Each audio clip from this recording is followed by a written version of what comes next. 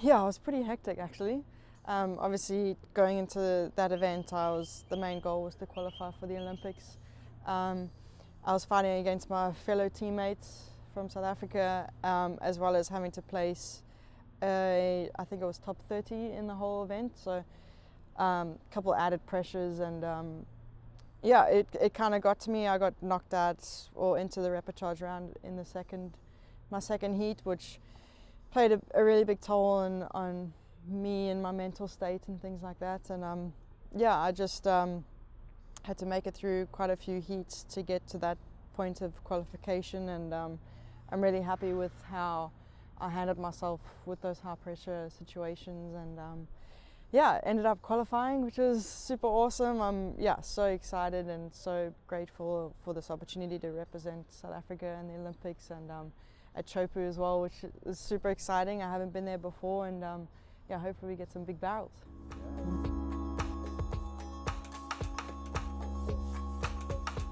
Yeah, so yeah, halfway through the event, there was one morning where I had surfed my first heat, and that was sort of the day that I was going to surf, 3 or 4 heats to qualify for the Olympics. And my first heat, halfway through, I went and did a turn and landed really awkwardly on my foot, and heard a pop, and I was like, oh no, I had shooting pains all the way up my leg, and I was just laying in the water going, no, come on, like this is not what I want. Obviously, like, yeah, I had that added pressure of the injury now as well, which was super hectic, and I was laying in the water just contemplating which way to paddle, whether I needed to come in or go back out, and yeah, kind of said to myself, just take a deep breath, just start to paddle, make your way back out into the lineup, and try to stand on your board just in the water and see how that feels. And it felt sort of okay, and yeah, I had to try and catch another wave, and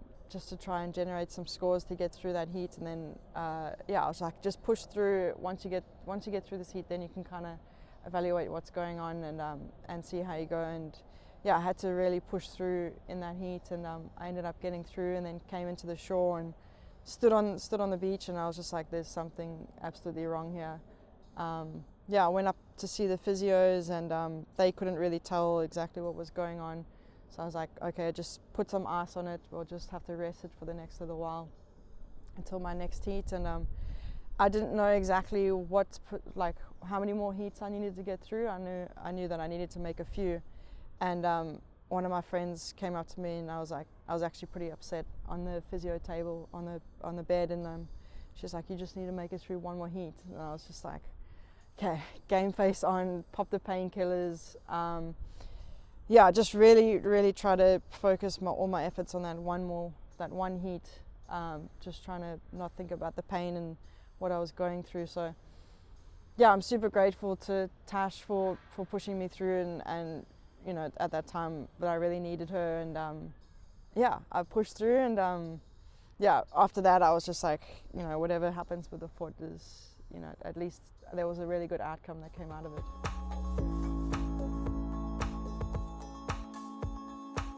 Yep, I hobbled up the beach, and the whole South African team was there. Fernando, the president of ISA, was there, all the cameras and everything, and I was like, oh, okay, like this is it. And yeah, he handed Geordie and I our tickets to the Olympics, and I just burst out in tears, like all the efforts, everything, all the emotions that I had gone through that time of being there, the pressure of having to perform, the broken foot, the everything, and it was just like, all the emotions just came out.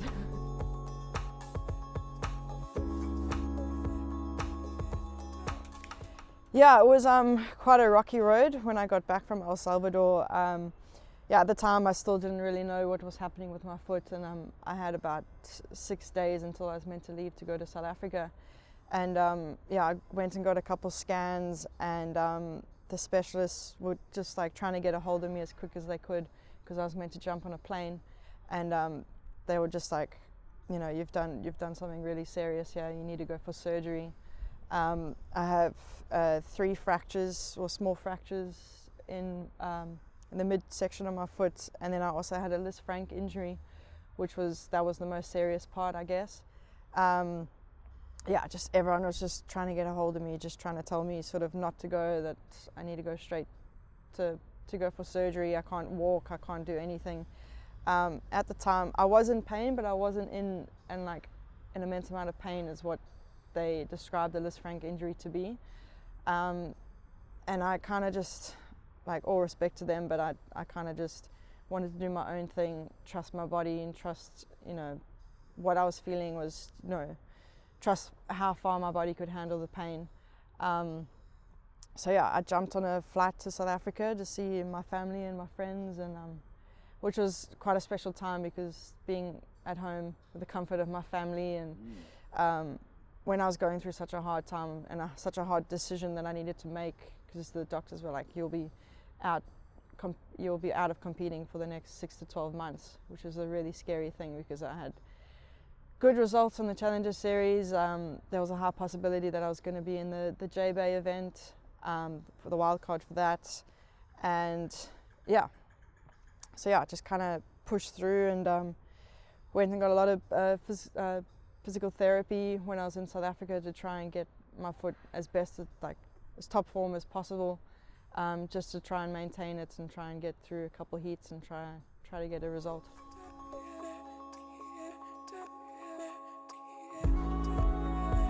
Oh, it was incredible.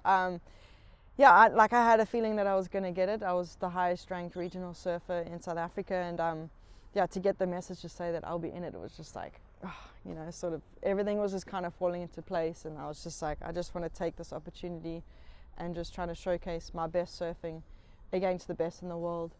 And yeah, I felt like we had some pretty tricky conditions. It was quite small for a few days, and yeah, I'm really happy with how I performed in those sort of tricky conditions, and the decisions that I made, adapting to the conditions. And yeah, I just wanted to absorb. I just wanted to be a sponge and just take it all in, because yeah, that's exactly where I want to be one day. And yeah, I'm really happy with that.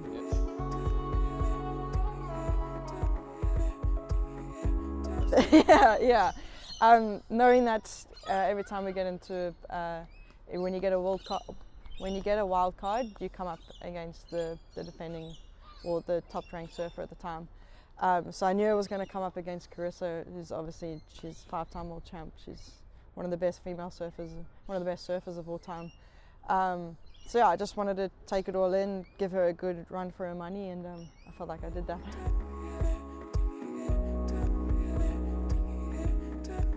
Yeah, I feel like I missed a couple opportunities in that heat. The surf was pretty tricky. J-Bay is quite hard in your backhand sometimes when there's at a certain angle, swell angle. But yeah, I'm really happy with my performance, and yeah, I'm looking forward to hopefully being there one day as a permanent resident.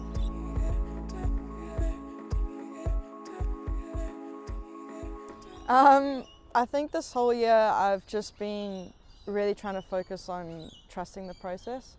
Like, you know, we can do all these certain things to make sure that we do everything right to put ourselves in the best position possible, and I felt like I have done that.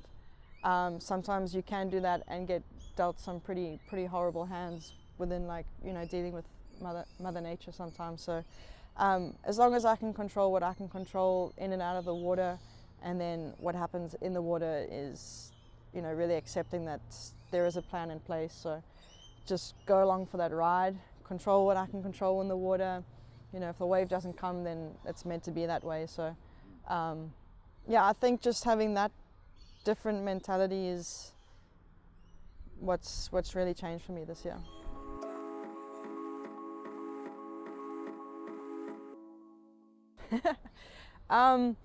Yeah, it seems like I've been in these really high pressure situations as of late. So I feel like, you know, we get through these mental states of like really trying to block these things out. But I really want to go into these events acknowledging that I need a result and I have that pressure, and how I deal with it is the next step, not necessarily focusing on, oh, this is like super high pressure situation, what am I going to do, freak out sort of thing. So I just want to acknowledge it and move on and see what I can do about that. Yeah. I think that's what makes and breaks the difference between being in those really difficult situations, and yeah, we'll just see. Like, if, as I said before, if it's meant to be, it's meant to be. If not, I'll try again next year. Yeah. It's all a learning curve. Absolutely, and I'm really enjoying where I'm at in this stage of my life, like where I'm at physically, mentally, the people that I have around me, the country that I live in, like everything. I'm just really trying to enjoy it all and take it all in.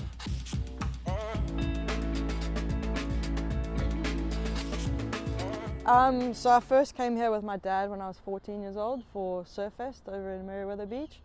We stayed one of the little hotels there, and I've been back for that event ever since, and I have a really good really good group of friends that I consider family here now. It's like a beautiful city, really good community. It's close to Sydney, where, you know, obviously I travel a lot, so being able to drive back and forth to there is really easy. And yeah, the beaches are amazing. We have surf all up and down the coast, and yeah, I love it.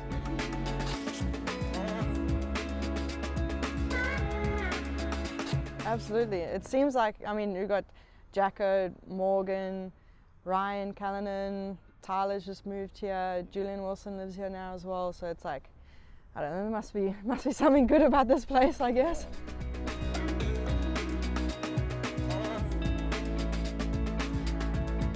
So I've got O'Neill, I've got Sandbar Surf Shop, Three Fingers Zinc, yeah, I have a few other people that help me out, RDR Massage Therapy, the Surf Pentagon, which does yeah, my programming in the gym and things like that, and yeah, I think Smith Shapes, obviously, yeah.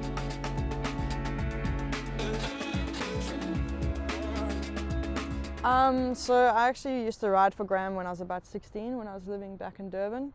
Some of the best boards I've ever had at that stage. And Geordie qualified, so Graham started traveling with Geordie and kind of stopped shaping, and which was a bit of a bummer about that. But a couple of years ago, I was back in South Africa riding just one of the local guys' boards, and I actually snapped it, and Graham was out in the surf, and he was like, "Come bring it to the factory and I'll make you something." And that was just before one of the Bleedo Pros back in 2019, I'm pretty sure it was. And I ended up winning that event on the board that he shaped me, and I was like, oh, it's back to old G, he's still got it for sure. So yeah, ever since then I've really enjoyed his boards, and why wouldn't you? I mean, Geordie's, you know, he's been around for so long, he's surfed probably every single major break in the world, so why not learn from him? Obviously he knows what he's doing. Graham is a phenomenal shaper, so yeah, just kind of trying to go under Geordie's wing, and yeah, it seems to be working out.